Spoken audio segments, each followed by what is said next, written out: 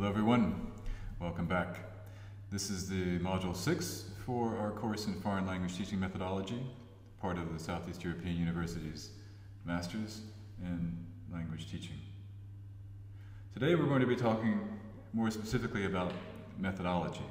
This is a course in methodology, but up to this point we've talked in a more general sense as a way of approaching methods. Now we're going to begin looking at methodology in more detail. First of all, let's go back and think about what we've talked about in the past.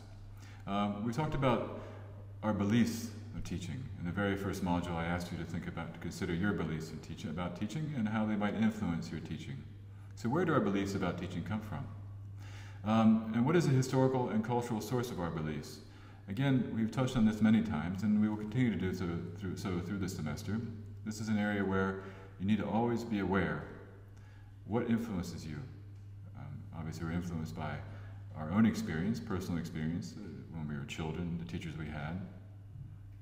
So our experience as a student, our experiences as teachers, our training, but also where we live, the time we live, and the influences that our environment has on us. And then what theories of learning and teaching influence our teaching? So beyond the environmental circumstances, and also as part of those environmental circumstances, there are certain theories. Now, of course, I imagine all of you in your training were instructed in some methodology. Maybe it was more direct, maybe indirect, but you had some kind of training in how to teach. All right, so this is one thing to think about. What theories of teaching and theories of learning have influenced your teaching? Now, in the reading this week, the first reading is called Some Background Issues. It's by Jeremy Harmer. And he discusses some of the influences on teaching methodology. The first one we're going to look at is behaviorism, the psychological theory of behaviorism, which is simply stimulus, response, reinforcement in its most basic sense. Perhaps you're familiar with the experiments done on laboratory rats during the 20th century. Also, you may be familiar with Pavlov and his dogs. They ring the bell, the dogs salivate because they know they're going to get some food. So if you associate food with the sound of a bell ringing, then if you hear the bell ring, even in the absence of food, you have a reaction, a physical reaction. This is a basis. So you have a stimulus, you have some input, and you have a correct response, you have a positive reinforcement. So if a laboratory rat a light comes on and the rat presses a bar, food comes out, that's a positive reinforcement. Now, of course, there are two lights in the cage. So one light is the correct light for food. The other light is the incorrect light. The other light comes on, and the rat presses the bar and gets an electric shock, or simply no food. And there's a negative reinforcement. So every time the rat repeats that, it doesn't get food. It learns slowly that the right light, when the right light comes on, you push the bar and you get a response. At the basic core, this is behaviorist theory. Now, the person who's linked mainly with this, is B.F. Skinner. Now, we talk about him in behavioral theory because of his link to language teaching. In 1957, he published a book called Verbal Behavior, which greatly influenced what we call the audiolingual method. Now, the audiolingual method, you'll read more about this in the readings for this week and in subsequent readings. Perhaps you already know something about it. Was a method that was based on a behaviorist theory of learning. Okay, so you have stimulus, response, and reinforcement. In a simple sense, the teacher asks the student a question, the student says the right answer, the teacher says that's right. Okay, and this is a basic behaviorist method. Now, in the audiolingual method, there was a lot of drilling. You had a lot of rote learning, but the point was that if you make a mistake, the teacher has to correct you immediately. Because just like the rat pressing the wrong bar, there will be a negative reinforcement. So if a teacher doesn't correct you, then there will be no way for the student to know whether they've made a mistake or not. So you have to think about students giving the right answer and being either told that's right or told nothing at all. But giving the wrong answer, they have to be told immediately, because if they give the wrong answer and they're not corrected, then they'll build a bad habit. And the idea is building up habits. But this will be explained more clearly in the reading. Now, in 1959, after the publication of Verbal Behavior, Noam Chomsky, who's still alive, he's very old now, he's a professor at MIT in Boston in the United States, wrote a review. And in his review, he pointed out some of the problems with Skinner's book and his theory. And this one review is seen as a landmark moment in time because people started to think, well, perhaps behaviorism isn't so pervasive. I mean, I don't think Chomsky was the only one who saw the problem with logic, but he pointed it out and had an effect. In 1957, Chomsky has his own book, Syntactic Structures, and I've written 2 sentences down here. These are his sentences, and I've written them down for a reason. Let me just read them. The first one, colorless green ideas sleep furiously. The second, furiously sleep, ideas green colorless. Now, look at these 2 sentences. Neither one makes sense, but one's grammatically correct. Now, Chomsky was pointing something out about the mind and how the mind processes language. The fact that a sentence which has never been said before, and in fact doesn't make any sense, it's full of contradictions. If it's grammatically correct, we can identify that. So the mind produces the syntax. The mind has a syntactic structure in place, which allows us to produce something which makes no sense, but is grammatically correct. This is what Chomsky was talking about. He devised this notion of a black box, or a little black box, which is called the language acquisition device.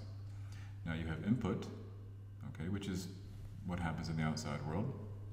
Let's talk about first language acquisition, when a baby is born and the child grows up, and the child hears language.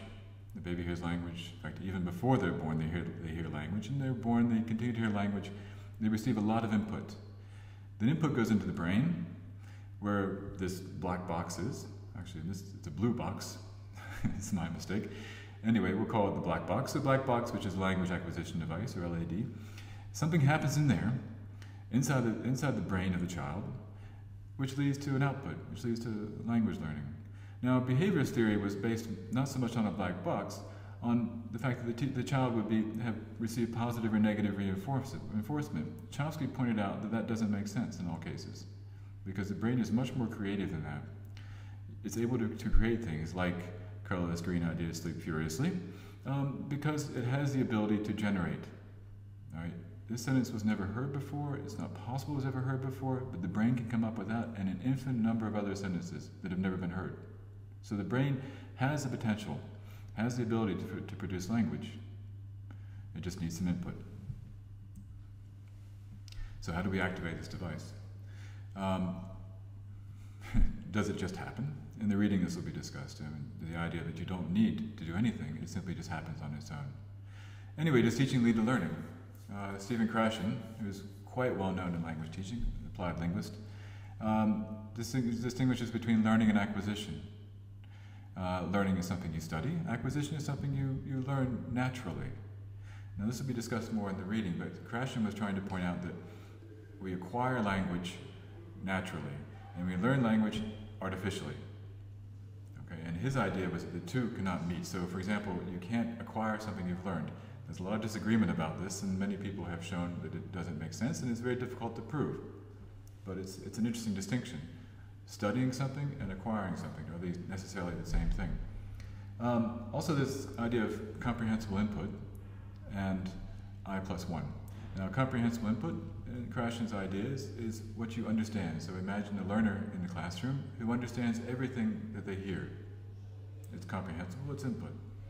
Now, he extends the idea and goes a little bit further to say I+1. Now, I refers to comprehensible input plus one level up. So this is intuitively a nice idea. You can imagine as a teacher, you're teaching your students and they understand just about everything you tell them or everything they read, but it's one level higher.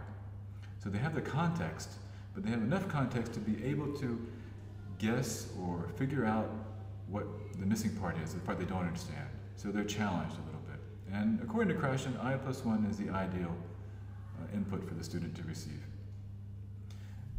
Is comprehensible input enough? What if the learners don't know it? I mean, how do you raise their awareness about the language they need to learn?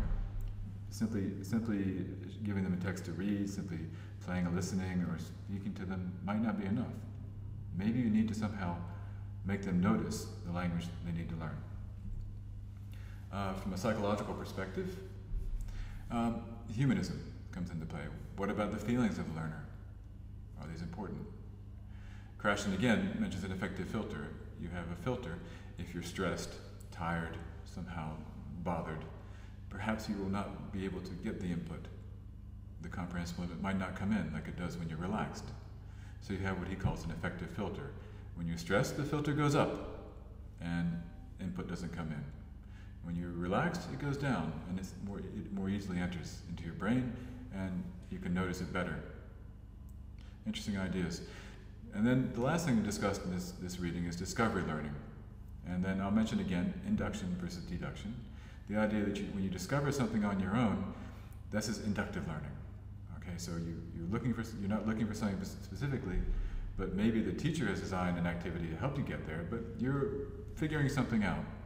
And then you learn on your own, so you have a better chance of remembering it, inductive learning. Whereas deduction, of course, the teacher tells you what you need to learn, and then you're learning. Other issue is motivation, because if you're learning on your own, if you're discovering something, you tend to be more motivated. Another issue is learner autonomy.